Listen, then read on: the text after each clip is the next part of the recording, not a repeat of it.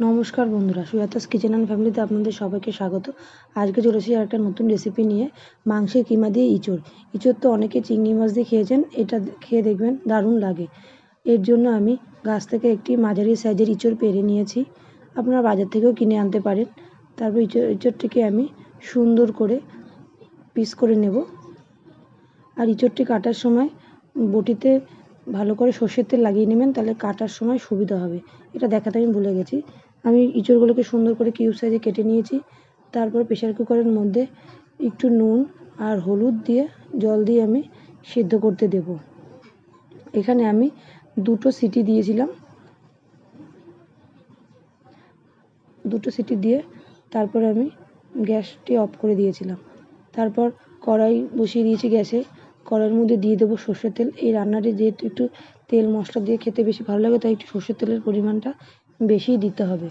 তারপর আমি কড়াইয়ের মধ্যে ডুমো ডুমো করে যে আলুগুলো কেটে নিয়েছি সেগুলোকে ভেজে নেব।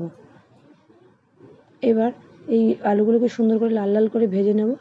আলুগুলো আমার ভাজা হয়ে গেছে। এবার আলুগুলো একটি পাত্রের মধ্যে তুলে নেব। তারপর কড়াইয়ের মধ্যে দিয়ে দেবো গোটা গরম মশলা। এখানে আমি দিয়েছি এলাচ, দারচিনি আর লবঙ্গ। তারপরে যে গন্ধ ছেড়ে এসেছে মশলা থেকে, তারপরে এর মধ্যে দিয়ে দিয়েছি টমেটো কাটা আর পেঁয়াজ কুচি। পেঁয়াজটাকে ভালো করে ভেজে নিয়েছি। তারপরে এর মধ্যে দিয়ে দিলাম আমি আগের থেকে কুচি করে রাখা মাংসগুলোকে দিয়ে ভালো করে নাড়িয়ে নেব। তারপর আমি এর মধ্যে দিয়ে দেবো আগে থেকে বেটে রাখা পেঁয়াজ, আদা, রসুন বাটা।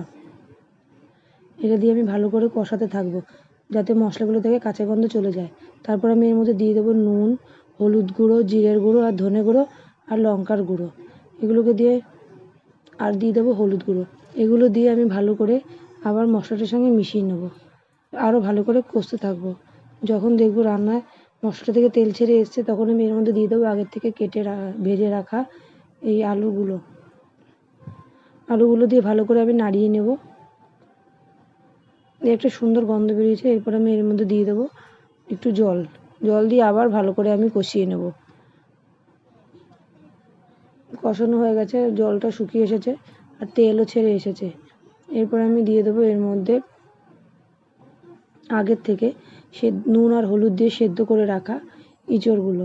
এই ইঁচড়গুলো দিয়ে আবার ভালো করে আমি নাড়িয়ে নেব। ইঁচড় দিয়ে ভালো করে নাড়িয়ে নেওয়ার পর আর একটা সুন্দর গন্ধ বেরিয়ে এসেছে। এর মধ্যে আমি দিয়ে দেবো সামান্য চিনি। চিনিটা অপশনাল, আপনারা দিতেও পারেন, নাও দিতে পারেন, কিন্তু চিনি দিলে টেস্টটা আরও বেড়ে যাবে।